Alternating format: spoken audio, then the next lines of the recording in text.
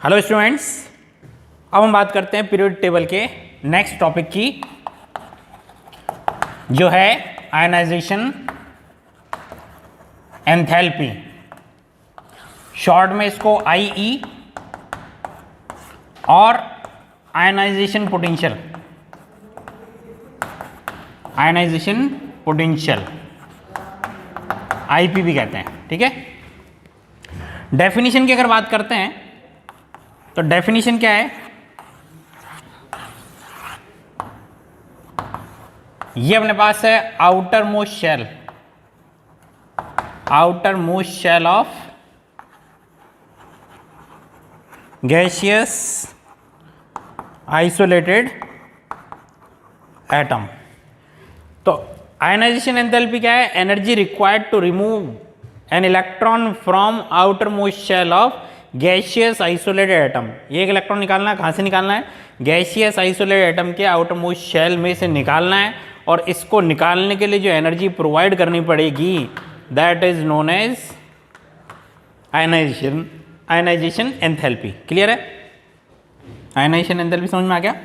अगर इसको मैं इक्वेशन के फॉर्म में लिखना चाहूँ तो ए गैस, ये एनर्जी अपन ने प्रोवाइड करी, एनर्जी एब्जॉर्ब्ड हो गई, और ये क्या बनेगा, ए प्लस गैस प्लस 1 इलेक्ट्रॉन। अब ये ध्यान रखना, अगर मैं लिख देता ए सॉलिड, क्या ये आयनाइजेशन एंथैल्पी है? नहीं। अगर मैं लिख देता हूं A2 गैस, क्या ये आयनाइजेशन एंथैल्पी? आंसर है नहीं। मैं लिख देता हूं हाफ A2 गैस, क्या ये आयनाइजेशन एंथैल्पी? आंसर है नहीं।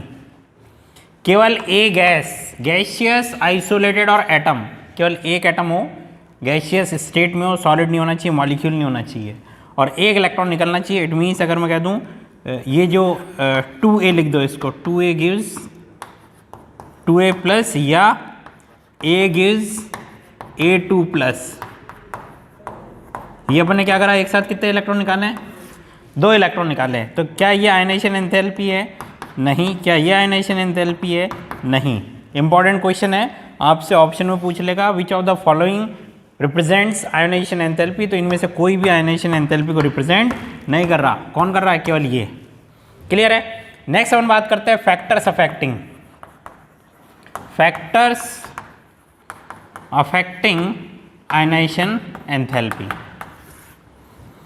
तो IE और Z क्या होगा, डायरेक्टली प्रोपोर्शनल, यानी अट्रैक्शन जितना ज़्यादा, if attraction of nucleus, attraction of nucleus अगर ज़्यादा है इस इलेक्ट्रॉन पे, तो इस इलेक्ट्रॉन को निकालने के लिए जो एनर्जी प्रोवाइड करनी पड़ेगी वो भी क्या हो जाएगी, ज़्यादा। और अगर अट्रैक्शन के डायरेक्टली प्रोपोर्शनल है तो रिपल्शन के इन्वर्सली और नेट अट्रैक्शन फोर्स के डायरेक्टली प्रोपोर्शनल हो जाएगा।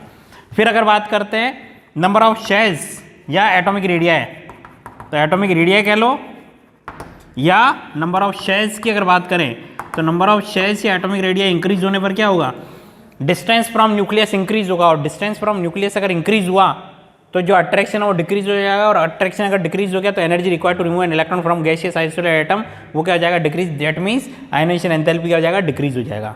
क्लियर है। तो ये अपने पास Z के डायरेक्टली प्रोपोर्शनल, सिग्मा के इनवर्स, F के डायरेक्टली प्रोपोर्शनल, एटॉमिक रेडिया और नंबर ऑफ शेल्स के इनवर्सली प्रोपोर्शनल है। ये हो गया अपने पास factors affecting ionisation enthalpy. Next अब अगर बात करें किसकी करेंगे, पीरियोडिसिटी, सबसे इंपॉर्टेंट टॉपिक कह लो, यहां से क्वेश्चन मोस्टली बनता है, that is periodicity, periodicity of ionisation enthalpy.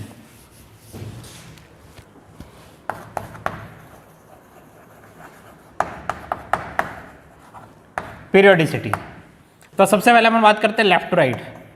तो लेफ्ट टू राइट क्या होगा, आयनाइजेशन एंथैल्पी इंक्रीज होगा।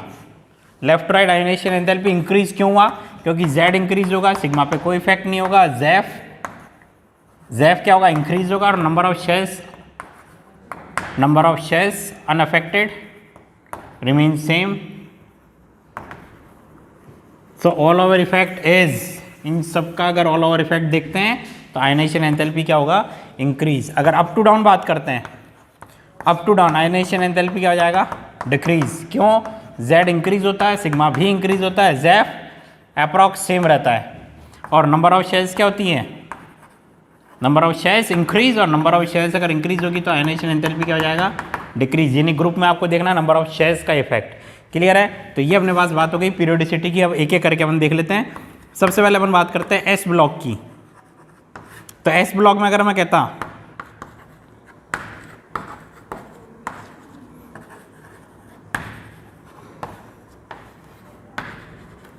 तो एस ब्लॉक में लेफ्ट राइट क्या होगा, इंक्रीज, अप टू डाउन क्या होगा, डिक्रीज, विदाउट एनी एक्सेप्शन। ये अपने पास हो गया एस ब्लॉक। अब हम बात करते हैं लेफ्ट राइट मिक्स कर दिया मैंने,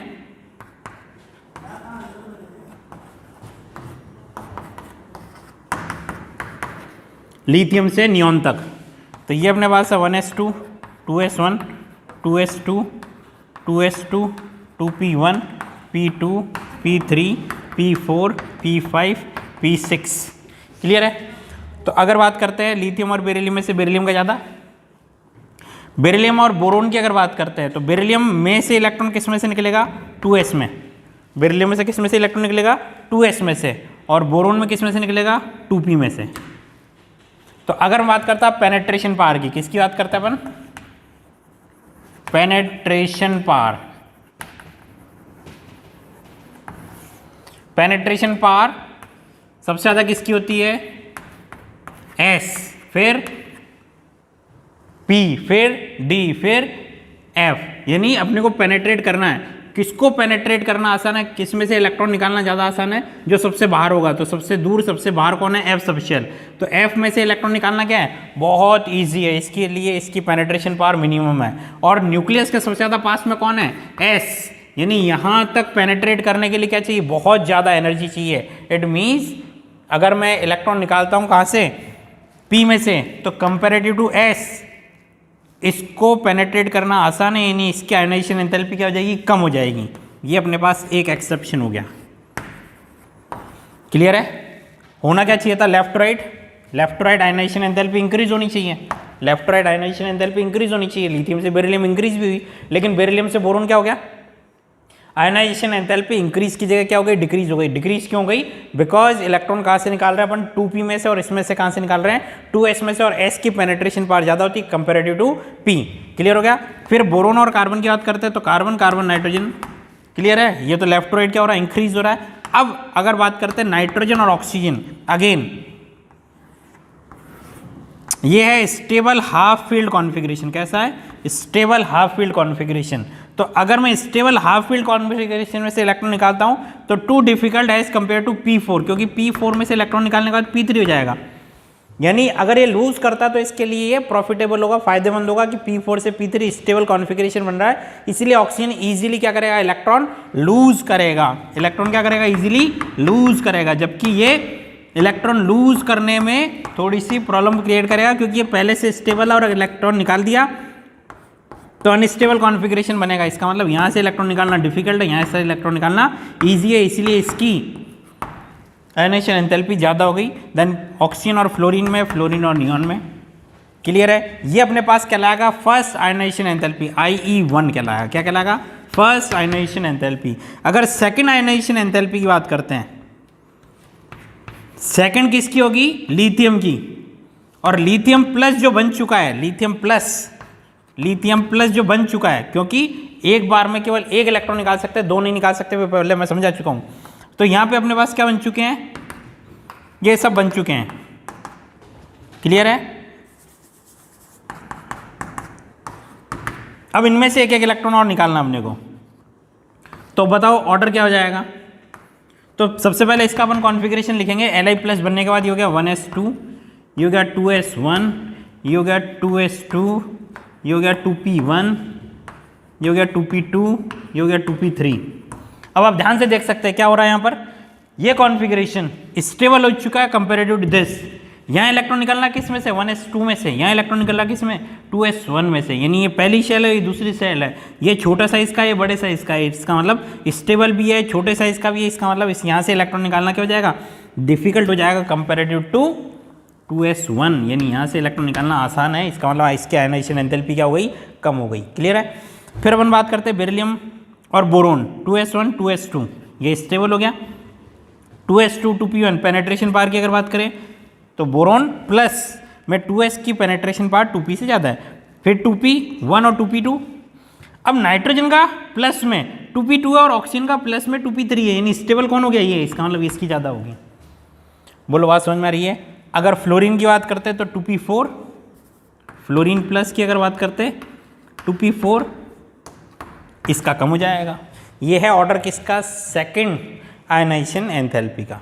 क्लियर है। अगर इसको सीक्वेंस में आप रखना चाहें तो सीक्वेंस क्या बनेगा, अगर मैं लिथियम से लेता हूं तो लिथियम, लिथियम से ज़्यादा कौन हो गया, बोरोन, बोरोन से ज़्यादा कौन हो जाएगा, बेरिलियम, बेरिलियम से ज़्यादा कार्बन, कार्बन से ज़्यादा नाइट्रोजन का तो ऑक्सीजन से ज़्यादा हो चुका, ऑक्सीजन, ऑक्सीजन से ज़्यादा नाइट्रोजन, नाइट्रोजन से ज़्यादा फ्लोरीन और फ्लोरीन से ज़्यादा neon. This is the actual order of second period elements for first ionisation enthalpy. Second में ध्यान रखना, एक इलेक्ट्रॉन निकालने के बाद आपको उसका कॉन्फ़िगरेशन लिखना है, उसके बाद आपको कैलकुलेट करना है कि किसका आयनाइजेशन एंथैल्पी ज़्यादा होगा, किसका कम। This is all about ionisation enthalpy.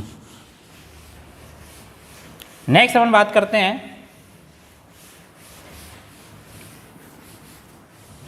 Electron gain enthalpy.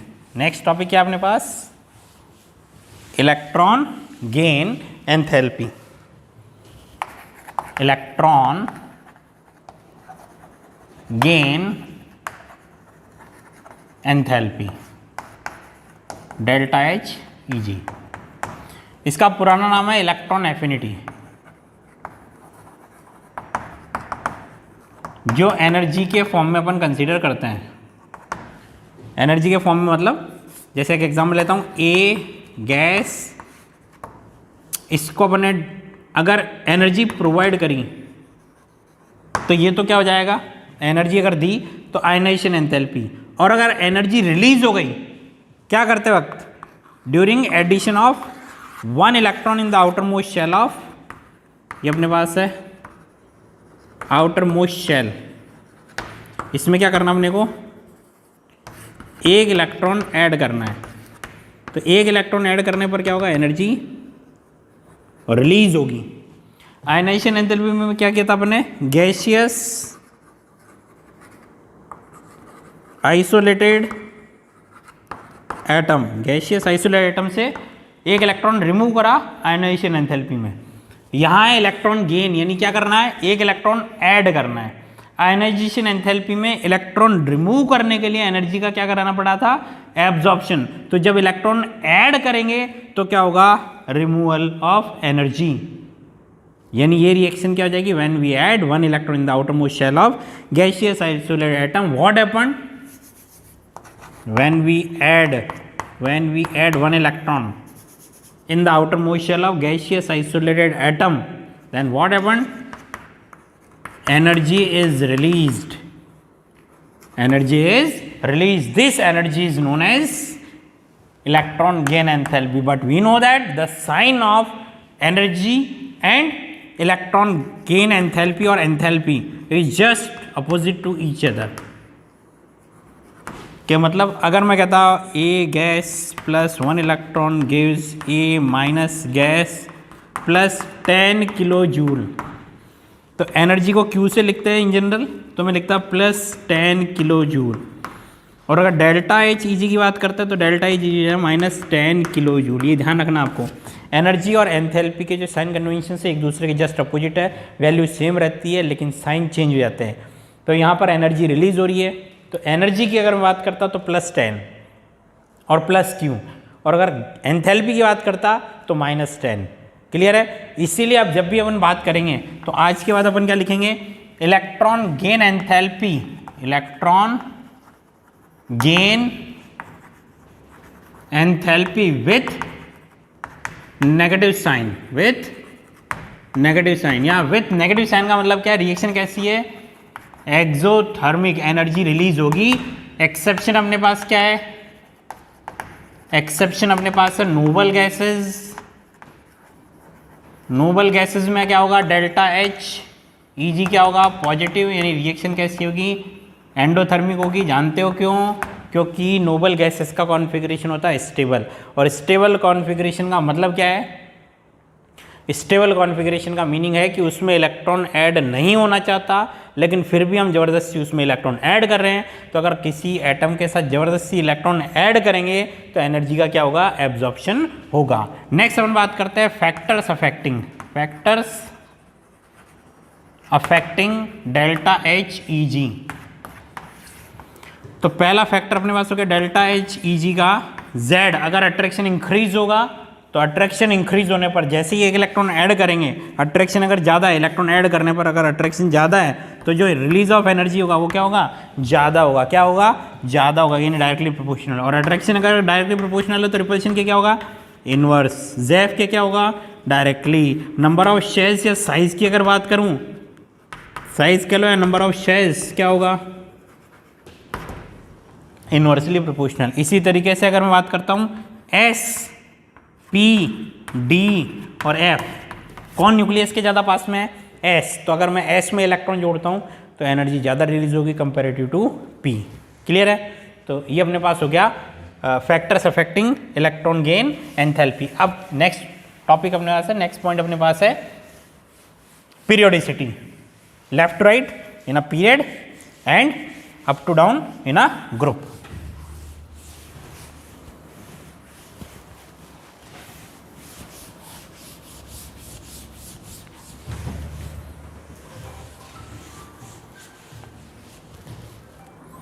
हम बात करते हैं किसकी, पीरियोडिसिटी। तो लेफ्ट टू राइट क्या होगा, delta H E G with negative sign increase. और अगर अप टू डाउन की अगर बात करते हैं तो डेल्टा एच ई जी क्या होगा, decrease except second to third period elements. ये एक्सेप्शन अपने पास में है। सेकंड से थर्ड पीरियड पे जब जाएंगे तो इलेक्ट्रॉन एंथैल्पी डिक्रीज होनी चाहिए थी, लेकिन डिक्रीज नहीं होगी, इंक्रीज होगी। क्यों, आगे देखेंगे। तो सबसे पहले अपन बात करते हैं lithium, beryllium, boron, carbon, nitrogen, oxygen, fluorine, neon, second period elements की। किसकी बात करते हैं, सेकंड पीरियड एलिमेंट्स। ठीक है, कॉन्फ़िगरेशन देखना,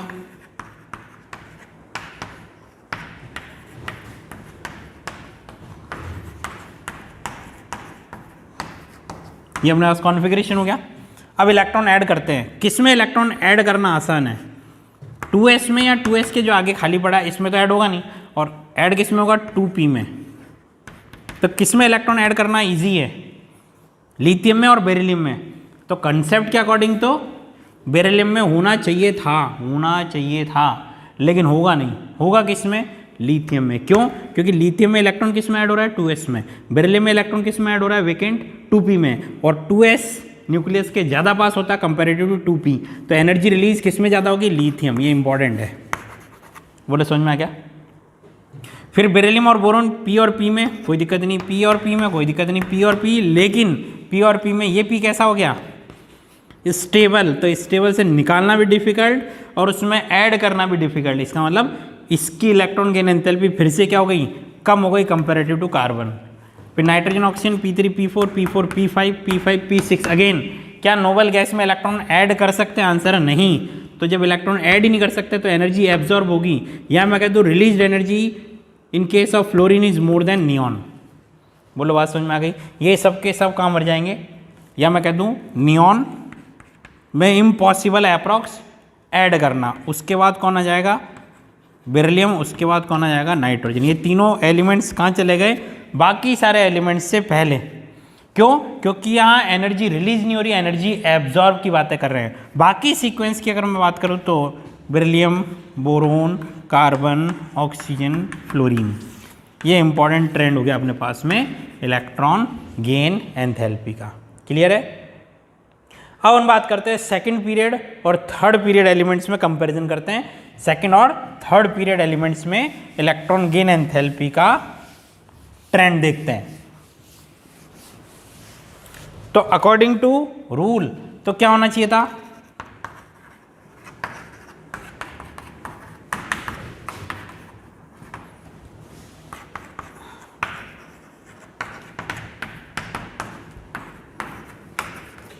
अकॉर्डिंग टू रूल तो क्या होना चाहिए था कि सेकंड से थर्ड पीरियड पे क्या होना चाहिए था, इलेक्ट्रॉन गेन एंथैल्पी डिक्रीज होनी चाहिए, लेकिन डिक्रीज की जगह यहाँ क्या होगी, इंक्रीज होगी। क्या होगी, इंक्रीज होगी। इलेक्ट्रॉन गेन एंथैल्पी क्या हो गई, इंक्रीज हो गई। रीजन क्या देते हैं यहाँ पर, छोटा सा कंसेप्ट है, 1 मिनट का है। ये अपने पास है फ्लोरीन, ये है क्लोरीन। फ्लोरीन का साइज कैसा होगा, स्मॉल। स्मॉल साइज फ्लोरीन में 2 शेल से 2 सेकंड शेल में कितने इलेक्ट्रॉन है, 7 इलेक्ट्रॉन्स इन सेकंड शेल। और यहाँ पर क्या है, थर्ड में, थर्ड शेल जो है लार्ज शेल, उस लार्ज शेल में क्या है, 7 इलेक्ट्रॉन्स। इलेक्ट्रॉन गेन एंथैल्पी का मीनिंग क्या है, एक इलेक्ट्रॉन ऐड करना है। क्या करना है, एक इलेक्ट्रॉन ऐड करना है। एक इलेक्ट्रॉन ऐड करेंगे आउटर मोस्ट शेल में, तो जो एनर्जी रिलीज होगी that is known as electron gain enthalpy.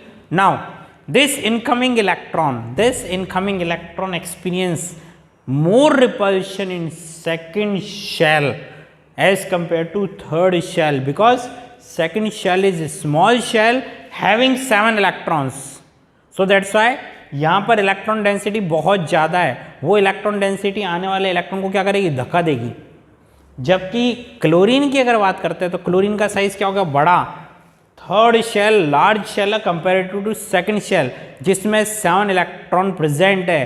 तो यहाँ पर इलेक्ट्रॉन डेंसिटी की अगर बात करते हैं, स्पेस में इलेक्ट्रॉन डेंसिटी कम है, विच रिपेल लेस इनकमिंग इलेक्ट्रॉन, यानी इनकमिंग इलेक्ट्रॉन पर यहाँ पर रिपल्शन क्या होगा, कम होगा। और अगर रिपल्शन कम होगा तो एनर्जी का absorption to add this electron is less, so net released energy in case of chlorine is more than fluorine. दोनों में इलेक्ट्रॉन को ऐड करने पर कुछ अमाउंट एनर्जी का एब्जॉर्ब भी कराना पड़ता है, कुछ अमाउंट एनर्जी का रिलीज भी होता है। अपन हमेशा नेट रिजल्ट की बात करते हैं, तो net result of energy in case of fluorine less क्या होगी, यहाँ पे इवॉल्व होगी, और क्लोरीन की केस में मोर इवॉल्व होगी बिकॉज ऑफ इलेक्ट्रॉन डेंसिटी। यहाँ इलेक्ट्रॉन डेंसिटी कम है, so that's why this is the exceptional behaviour of second period and third period elements. यहाँ पर अगर क्वेश्चन की बात करते हैं तो क्वेश्चन नीट और जेई में कॉम्पिटिटिव एग्जाम में क्या आएगा, 4 एलिमेंट्स के ग्रुप आपको बना के देंगे और 4 एलिमेंट्स के ग्रुप में आपको कंपैरिजन करना है। जैसे ये 4 का ग्रुप आपको दे दिया, इन 4 के ग्रुप्स में अगर मैं बात करूं किसकी इलेक्ट्रॉन गेन एंथैल्पी ज़्यादा और किसकी कम है, तो आपको ट्रेंड देखना है। तो यहाँ पर तो अपन ने 2 का ट्रेंड देखा, ये भी ट्रेंड अपने को पता, अब चारों को मिक्स कर देते हैं अपन। तो फर्स्ट नंबर पे क्लोरीन आएगा, then second fluorine, then third sulphur, then fourth oxygen. First second third fourth कुछ इस तरीके से ट्रेंड रहेगा। इन दोनों फ्लोरीन क्लोरीन दोनों की ज़्यादा होगी, किससे, ऑक्सीजन और सल्फर से। क्लियर है। फिर इन 4 की एलिमेंट्स की अगर बात करते हैं तो ऑक्सीजन और सल्फर दोनों की ज़्यादा होगी, किससे होगी, नाइट्रोजन और फॉस्फोरस इनसे ज़्यादा होगी। यानी फर्स्ट नंबर इसका, फिर सेकंड, फिर थर्ड, फिर फोर्थ। फिर इन चारों की अगर बात करते हैं तो कार्बन और सिलिकॉन दोनों की ज़्यादा होगी, इससे नाइट्रोजन और फॉस्फोरस से। तो फर्स्ट नंबर इसका, सेकंड इसका, थर्ड इसका और फोर्थ इसका। बोरोन एल्यूमिनियम कार्बन सिलिकॉन की बात करते हैं तो सिलिकॉन और कार्बन की ज़्यादा होगी, किससे, बोरोन एल्यूमिनियम से। इन दोनों की ज़्यादा होगी, इसका मतलब फर्स्ट ये, सेकंड ये, थर्ड ये, फोर्थ ये। बोलो बात समझ में आ रही है। तो इस तरीके से 4 के ग्रुप में आपको क्वेश्चन पूछेगा इलेक्ट्रॉन गेन एंथैल्पी के ट्रेंड्स के बारे में। This is all about electron gain enthalpy. Next अपन बात करते हैं अपना जो 4th टॉपिक है, that is electronegativity.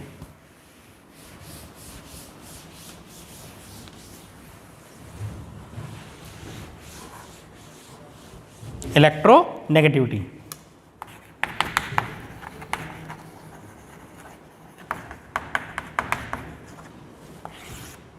What is electronegativity. Electronegativity क्या है, tendency to attract shared pair of electron. यहां मैं वर्ड यूज कर रहा हूं शेयर्ड पेयर ऑफ इलेक्ट्रॉन।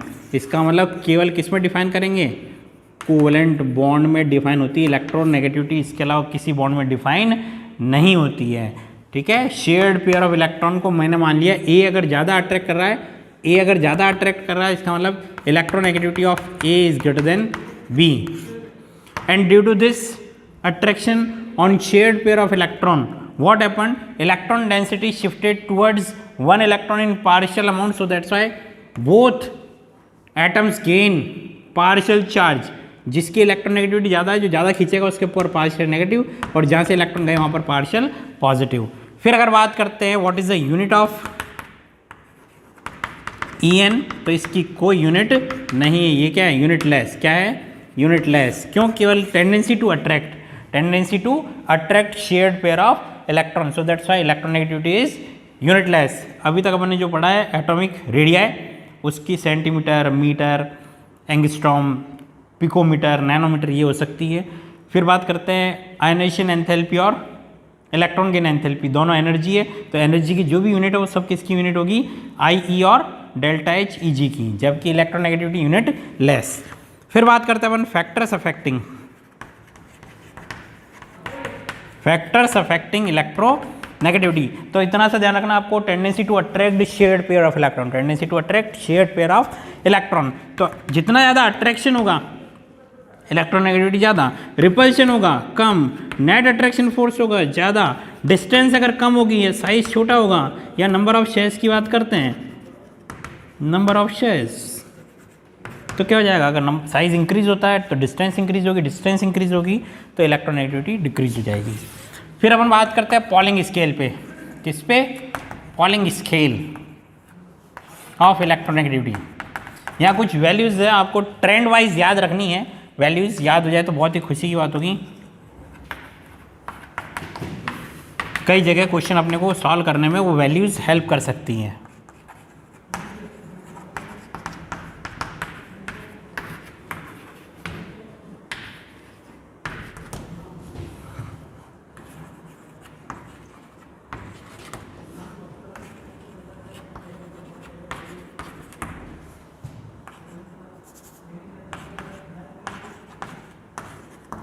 तो अपन स्टार्ट करते हैं फ्रॉम लिथियम, बस यहीं से इंपॉर्टेंट है, यहीं से याद रखनी है आपको।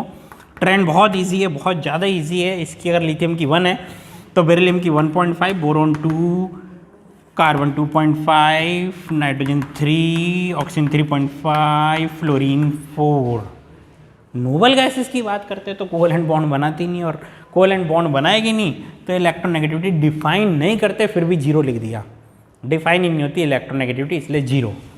फिर सोडियम की बात करें 0.9, यहाँ से फिर से आपको याद रखना 0.9, ये क्या है 0.9, ये 1.2, 1.5, 1.8, 2.1, 2.5, 3, बहुत इजी ट्रेंड है।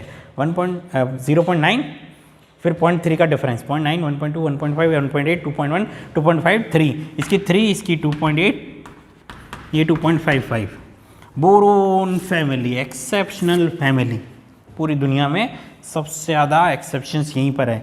तो अपन ने पढ़ा जनरल ट्रेंड की, अगर मैं बात करता हूँ पीरियोडिसिटी, किसकी बात करते हैं, पीरियोडिसिटी ऑफ इलेक्ट्रोनेगेटिविटी, पीरियोडिसिटी। तो पीरियोडिसिटी में अपन लेफ्ट टू राइट क्या लिखेंगे, इलेक्ट्रोनेगेटिविटी इंक्रीज, और अप टू डाउन में क्या लिखेंगे, इलेक्ट्रोनेगेटिविटी डिक्रीज। क्यों, ये जो फैक्टर्स है जेड, सिग्मा, जेफ और साइज, ये आपको ध्यान रखने हैं। यही कई इफेक्ट अपन ने कंसीडर करे थे आयनाइजेशन एंथैल्पी में, और वही के वही अपन ने कंसीडर करे थे इलेक्ट्रॉन गेन एंथैल्पी में, और वही के वही कंसीडर करे अपन इलेक्ट्रोनेगेटिविटी में। सब में ट्रेंड सेम है कि लेफ्ट राइट इलेक्ट्रोनेगेटिविटी इंक्रीज, यहाँ पर up to down electronegativity decrease. इसी तरीके से अपन देखा था ionization enthalpy left right increase, up to down decrease, electron gain enthalpy left right increase, up to down decrease. तो ट्रेंड सेम है, क्योंकि जो फैक्टर्स है अफेक्टिंग वो सब में सेम आ रहे हैं, सबका ट्रेंड सेम है। क्लियर है। अब हम बात करते हैं तो बोरोन फैमिली में क्या होना चाहिए था, up to down boron family की अगर मैं बात करता हूँ तो डिक्रीज होना चाहिए था, लेकिन होगा क्या, इंक्रीज होगा, क्या इंक्रीज। सेम अगर कार्बन फैमिली की बात करते हैं तो क्या रहता है, अप्रॉक्स सेम रहता है। क्या रहता है, अप्रॉक्स सेम। हेलोजन में अपन देखते हैं क्या रह रहा है, जो ट्रेंड है डिक्रीज होने का, डिक्रीज हो रहा है। यहाँ पे अगर बात करते हैं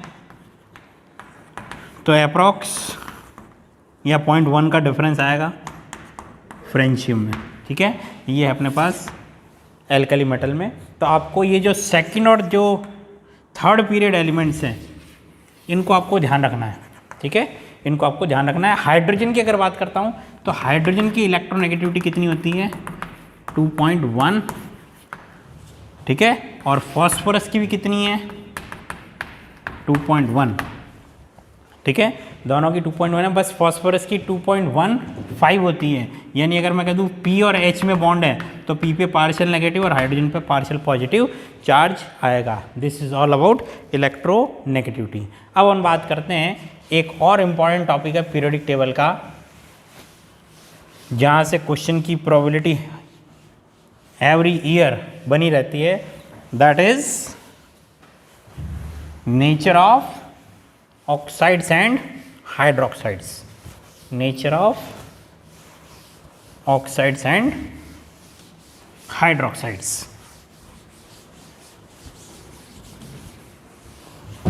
सबसे इंपॉर्टेंट टॉपिक है, ध्यान रखना पीरियोडिक टेबल का।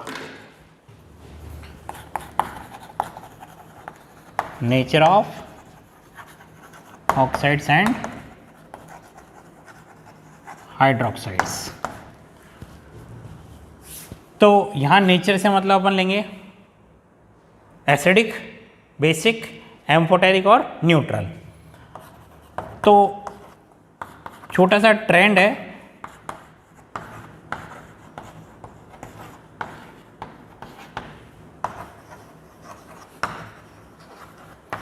इजी सा ट्रेंड है और आपको 4 मार्क्स दिला सकता है ये, अगर आप थोड़ा सा दिमाग लगाएंगे।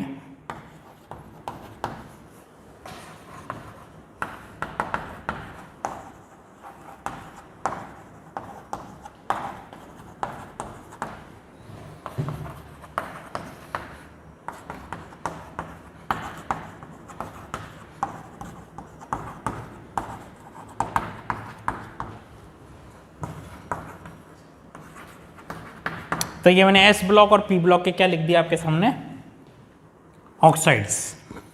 अब सबसे पहले बात करते हैं एक्चुअल नेचर ऑफ Li2O।